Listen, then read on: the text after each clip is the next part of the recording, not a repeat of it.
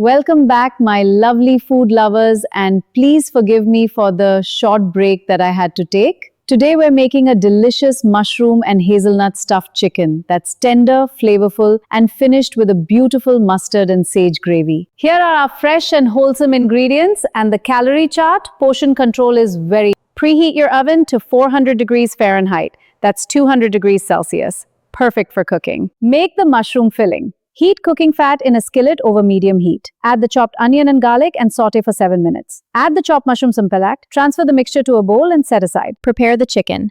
Using a sharp knife, carefully cut into the thickest portion of each chicken breast to create a pocket for the filling. Season the chicken with sea salt and freshly ground black pepper. Stuff the chicken.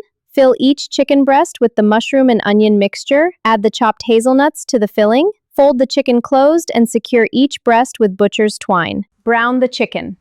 Add a little more cooking fat to the same skillet. Brown the stuffed chicken breasts on both sides until nicely golden. Just like this.